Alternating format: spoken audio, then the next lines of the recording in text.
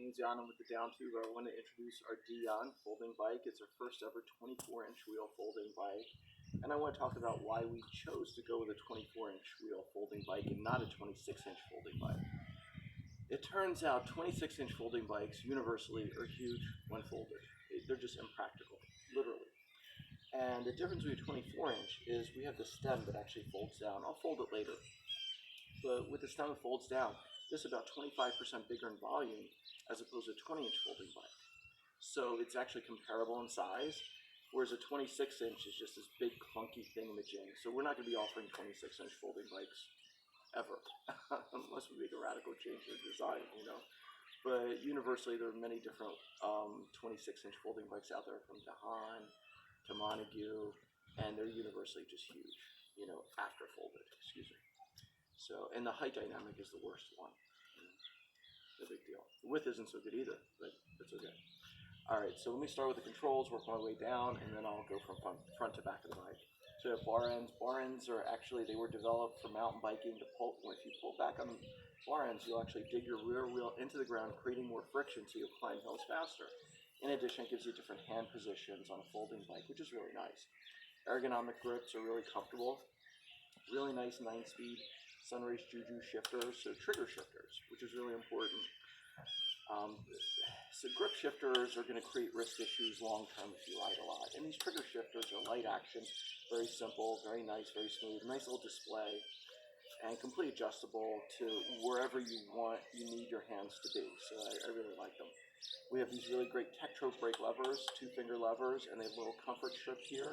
Been using these for a very long time, very satisfied with them. I think everybody's happy with them, so we're going to continue with them. We have high-rise bars, and high-rise bars are really important on a folding bike. Why? Well, essentially the rise doesn't have to go up. It can go down, right? It can go in any direction. The rise can go forward, backward, in any angle, and that allows for a more custom fit for reach. You know, some people have longer arms, so the rise can go forward. Some people have shorter arms, the rise can go backward. So instead of having to invest money in your bike, I mean, we give some customization just from the handlebar and adjusting the handlebar. And it's really nice to adjust the handlebar because we have a new quick release on the stem, so you can obviously adjust the height in whatever orientation fits your body. In addition, the biggest problem with a folding bike when you fold it is the brake levers kind of stick out and they can sometimes scratch your frame. So it's really nice to have this ability to move them out of the way. Lifting them up is usually the way.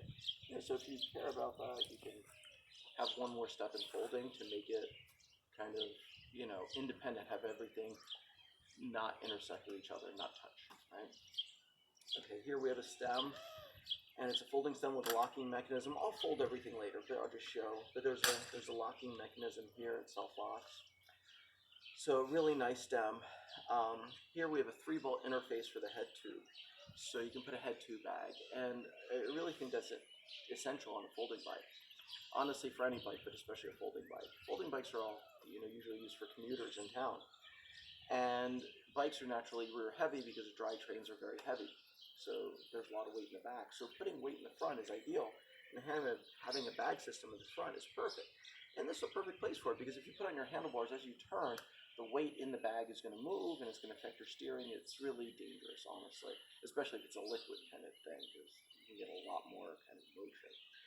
So having it onto the frame is essential, for safety, and having it onto the front of the frame will help distribute weight evenly throughout the bike, which is really nice. So it's not going to be crazy or heavy.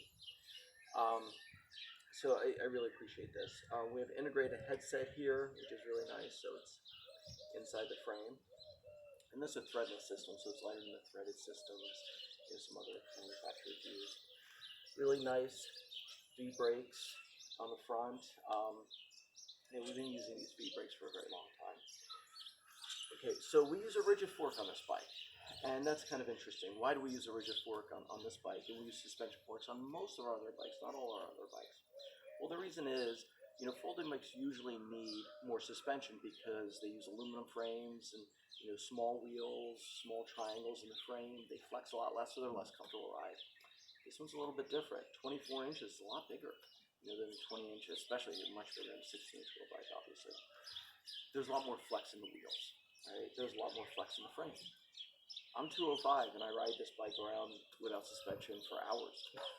No problem. I can't say the same about our Nova. Right? Our Nova is lightweight, but it's intended for a different market segment, for lighter rider generally. I'm not able to ride the Nova for that amount of time. It's just uncomfortable for myself. Whereas this bike is perfect. However, if somebody wants to put suspension on this, turn it into an off-roading vehicle or something like that, mountain biking, you could definitely mountain bike with this. We have suspension forks available. And it's, we have disc hubs front and rear, so it's it's disc ready. We generally don't recommend discs on folding bikes because as you fold unfold, you're more likely to bend the rotors, which is a real problem. And the rim brakes work great. We have machine sidewall rims to make sure they have a rough surface to bite down on. So the rim brakes are perfect for almost everybody. Who is it not perfect for? Well, if you live on top of a mountain, you need this because rim brakes are going to melt by the time you get to the bottom of the mountain. They're not going to work. And so disc brakes actually cool themselves. While they're engaged, the other part of the rotor will actually cool in the air. So if you live on a mountain, you're going to go with this. Otherwise, I think these, rim brakes are actually much better for a folding bike, specifically for folding bikes. All right, so so I mentioned the rims are really nice double wall rims. We use 1.5-inch tires, both front and rear, low rolling resistance. This bike rolls really fast.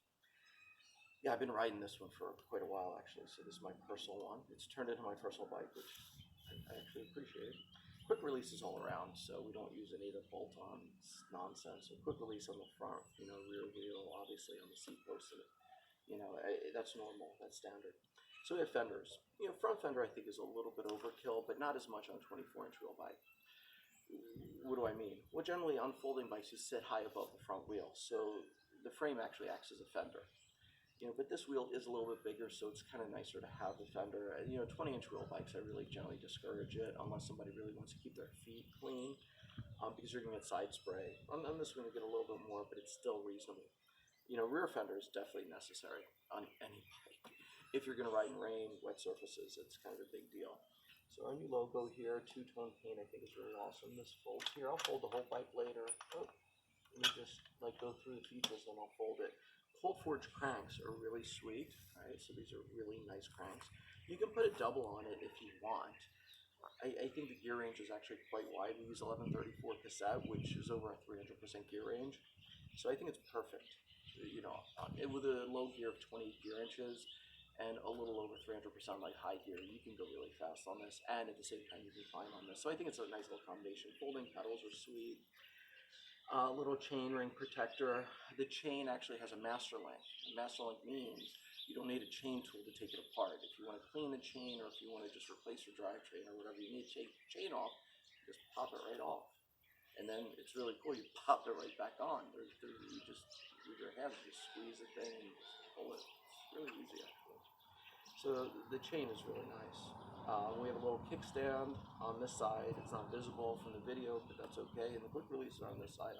They're always on the non-drive side, so not visible in the video. So as we move back, aluminum frame, by the way. I don't know if I mentioned that at the beginning, but it's a nice light aluminum frame. So solid rack. I've carried my kids on this rack for quite a while. Not on this bike. I've taken my baby on this bike. She's about 45 pounds now, and I've ridden her on this bike, God only knows how many times. Usually she does one-way trips, so on the way back she rides. I take her bike, she sits on the rack.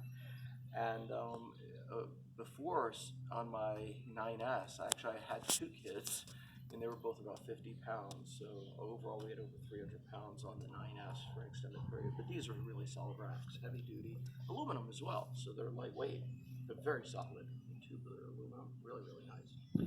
All right, so rear is going to be very much the same as the front, with the fenders, the rim brakes, the rim, the rims, machine sidewall rims, disc hub in the back just as in the front.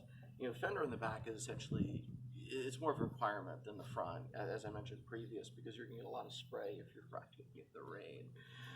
Really nice rear derailleur, nice cassette, 1134 with holes drilled out of it for lightweight. And so it's a really nice little setup, 9-speed setup. I mean, this is overall a very sweet bike, and I think we're offering a very, very cost-effective price, so we're definitely excited about it. So let me show you how to fold it. So The pedals fold just by pushing them in. Let me just do this. So I'll do most of the fold. So stem comes down and the frame, let's just do this. I usually don't fold the pedals because it doesn't, the width is not a big variable for myself. But this is the fold. And the unfold is the same technique in the opposite order. Right? And just making sure not to kink any cables when you're folding and also unfolding. If this is, that's it. Thank you very much for watching. Appreciate it.